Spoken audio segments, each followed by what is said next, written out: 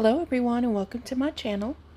Today I'm starting off with a 14-inch wire work wreath form from the Dollar Tree.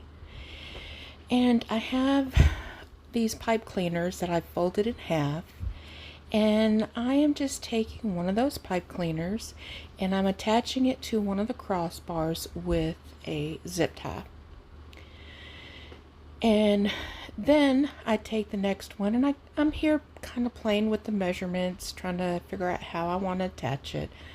And what I do is I kind of basically measure from the pipe cleaner that I had added originally, fold it over to the right and kind of find my placement there where I have about both of the pipe cleaners meeting around 1/4 of an inch. And then once I've gotten all of them on the bottom layer, then I go ahead and verify the spacing, move it around if I needed to, and then I do the same method on the third row. So the first row I did on the crossbar of the second outer ring. So then what I do after I've got the spacing good, then I flip it over and I just add some hot glue to the pipe cleaner, the zip tie, and the bar, just to give it a little extra support there. And so what I was trying to do was mimic a work wreath that you could actually purchase. And depending on the size, those can get a little pricey, about anywhere from smaller ones like the 10-inch work forms to like a 15, I think maybe even a 20, I'm not sure. But yeah, they range anywhere from like $4 to $7. And so I typically don't try to do that. I was attempting to make my own, which is different than what I normally do with the pipe cleaners, making my own creation. And so if you couldn't tell by the sign, we are actually making a Fiesta Wreath for Cinco De Mayo. And I have this 21-inch mesh that I got from Hobby Lobby, I think 2 to 3 years ago. It was on clearance and I thought, well, this would be good in this wreath because it is so colorful. And so what I do is I actually gather the ends of the 21-inch mesh and then I take and attach it to one of the crossbars. And then from that crossbar, I measure at 10 inches and add it to the first pipe cleaner that's on the right. And then I continue to do that around the entire wreath form, just as I would with any other wreath form. So I will say the one good method about that I wanted to try this out, and my thought process was, when you do the normal create your own wreath, work wreath, and you have 3 pipe cleaners in one area, you end up with 12 pipe cleaners around the bottom or the outer edge and 6 on the inner edge. And that's the only problem that could come into play is sometimes I feel like the ribbons, when I have my ribbon tails out, they kind of overlap each other, and I don't know. I was trying to give my ribbon tails a little bit more space with this method that I'm trying today. And it does. It truly does, because you don't have all the pipe cleaners as crammed as you normally would. And so here I have this beautiful, colorful 10-inch wreath, mesh that I had got from Craft Outlet. And I can't remember how many ties are around the wreath frame, and I do apologize, but I divided that however many So I took the whole roll of 360 inches, divided it by however many pipe cleaners there are, and I cut my strips of 10-inch mesh at 24 inches, and that used up the whole roll. So I'm just using the cruffle method where I just curl up one end and do a little clip on there, and then I curl up the other end and then walk my fingers up the middle, and this creates a beautiful ruffle and curl method, and that's why it's called cruffle. It does wonders of adding different types of, I don't want to say textures. You're not just getting a ruffle, or you're not just getting the curls, because honestly I don't really like to do just curl wreaths, but I do like this combination method.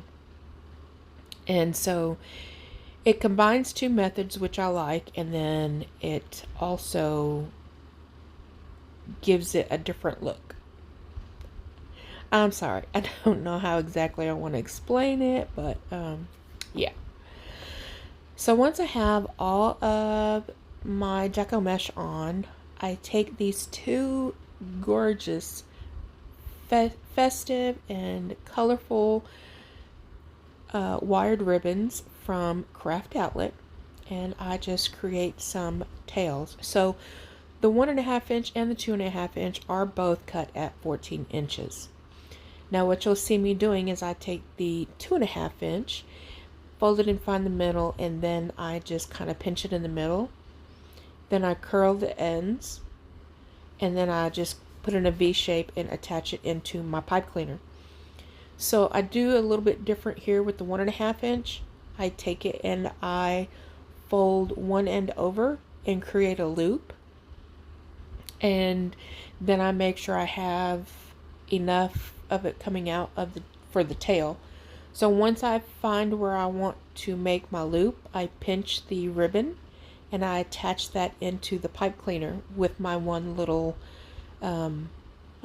tail sticking out, and I think it really showcases both ribbons. I really had fun. I think this is actually my first Cinco De Mayo wreath, and I really enjoyed it. I enjoyed the colors. Very festive. I mean, who would not be happy with seeing all this color? And it's all just popping and so beautiful.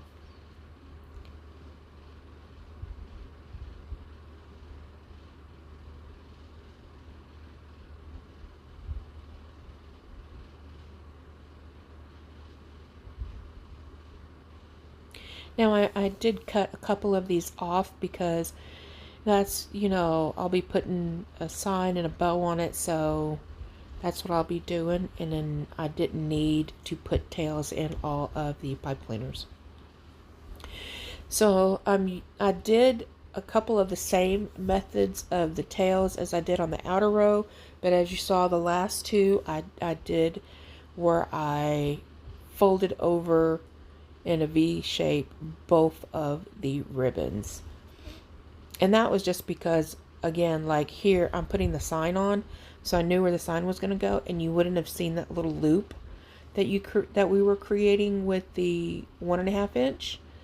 And so I just thought I would spread out the two tails on two of the pipe cleaners to be able to see all of the ribbon instead. And then I'm just taking the rest of my ribbon and creating a beautiful bow, starting with my 2.5 inch. So what I did is 8-inch tail, and then I had a total of 4 loops, 2 on each side at 6 inches, and then I did about a 17-inch tail. And then I take this really pretty bright yellow 2.5 inch ribbon. I'd got this at Craft Outlet and I used it for another project, so it was just some leftover. and it worked well. And then I go back in with my 1.5 inch, and I will create, I believe, the same loops. Yeah, the 4 loops. And then I'll just marry up the tails, and so I can cut them at the same length. So then I go back in with the black colorful floral 2.5 inch ribbon, and I add more loops and tails. I like a bow that has a lot of tails as just as much as I do loops. So I think they add some character to the bows. And then since I was limited on the yellow, I kind of wanted to showcase that at the end here. So that's why you see me get out of sync a little bit with the color combos that I used. And so the second layer was the black floral, then it was the 1.5 inch, and then here I'm just using the rest of the yellow to make 2 short tails and 1 loop. So now I've got everything together, and I've got to fluff everything out, trim the tails, you know, make everything all nice and pretty.